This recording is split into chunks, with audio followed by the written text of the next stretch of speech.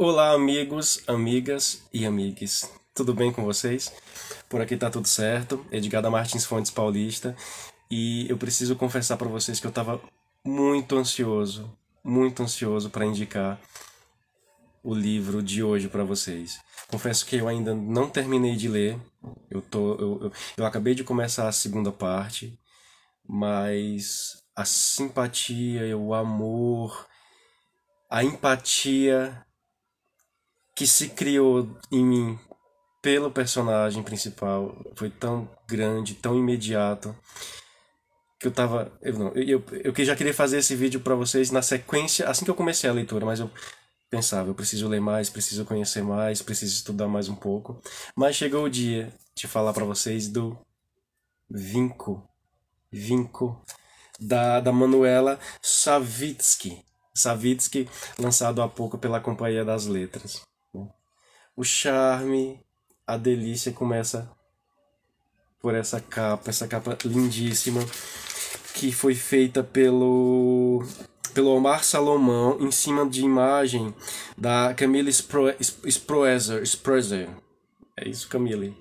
Eu inclusive fui nas redes sociais dos dois para conhecer um pouco mais do trabalho deles e ó, tive que pegar meu queixo do chão. Né? Que trio incrível, que trio incrível. O Omar, a Camille e a Manuela, né? Aqui, que quarteto, porque aqui a gente tem também o Manu. A gente é apresentado ao Manu. Assim que a história começa nos anos 90, quando o Manu tá na passagem, tá na transição da infância para a adolescência, no Rio de Janeiro, lá dos anos 90. E, e esse momento de passagem, de transição, é apenas uma dos vários momentos, das várias transições que o Manu passa, que acontece com ele, com a vida, com o corpo dele ao longo dos anos. Né? Como eu falei, eu estou na primeira parte que se passa nesse momento da vida dele, no Rio de Janeiro, depois tem outro momento em Paris, depois tem outro momento de volta para o Brasil. Né? E como a gente sabe que quando a gente é jovem, quando a gente é adolescente, tudo toma outras proporções, né? Principalmente quando a gente tem questões com nossa sexualidade, com nosso próprio corpo, né? Quando a gente precisa lidar com certas violências pelas quais passamos, né? Principalmente a comunidade LGBT, né? Violências que acontecem principalmente dentro da nossa própria casa, né? O Manu tem momentos em que ele coloca uma cadeira atrás da porta do quarto dele para ter o momento dele, né? Quando ele resgata certos tesouros do fundo falso da gaveta, né?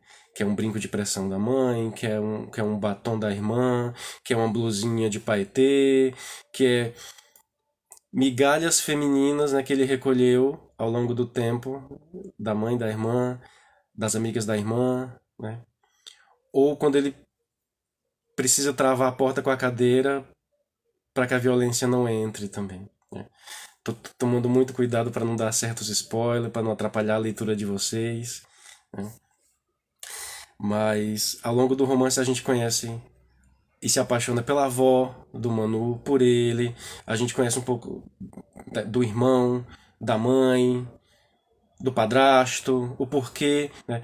O porquê diz que certas pessoas e certos elementos passam pela vida da gente e vão embora, a questão do crescer, a questão de se tornar adulto, a questão de não se reconhecer dentro do próprio corpo. O Manu tá sempre, né, durante a adolescência ele quer ficar invisível, não quer que as pessoas percebam a existência dele, mas conforme ele cresce, ele quer o contrário, ele quer ser reconhecido, né?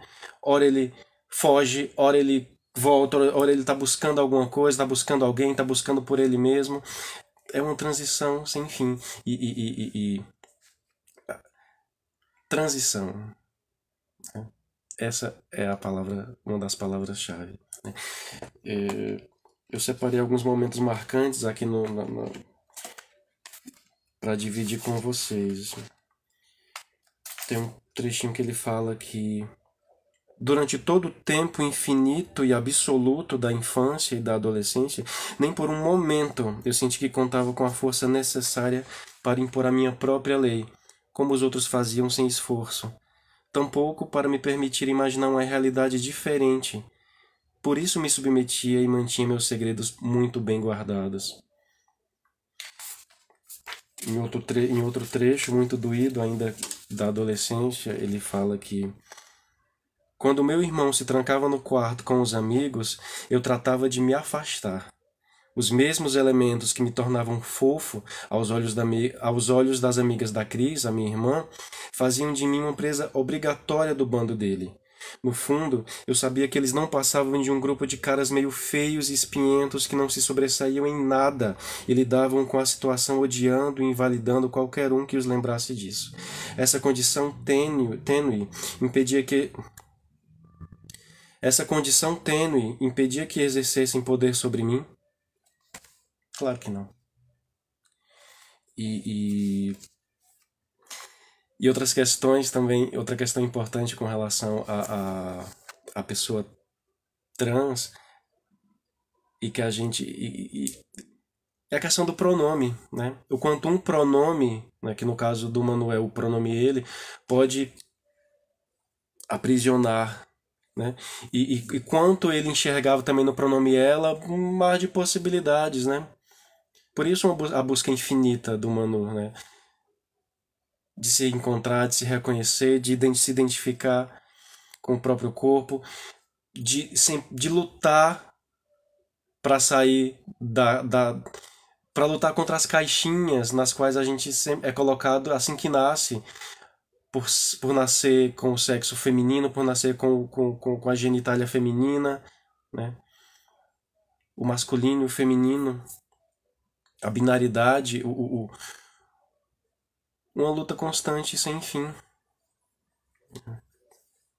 Tem um outro trecho que eu anotei aqui para ler para vocês, onde o Manu fala: meu corpo é outro enigma que eu falhava em compreender. Eu não queria apagá-lo, mas sentia sua limitação, a obrigação de ajustá-lo exclusivamente ao mundo masculino como uma deformidade, né? Como eu disse, eu ainda não terminei o livro, acabei de começar a segunda parte, em que Manu já está em Paris, já é adulto, já está num outro momento. Mas eu estava ansioso para dividir com vocês, para indicar para vocês essa leitura, para mandar o meu cheiro para Manuela e falar que eu já estou sentindo um pouquinho de saudade do Manu, né? E é isso, né? Um cheiro para vocês, boas leituras sempre, bom final de semana e até a próxima, viu?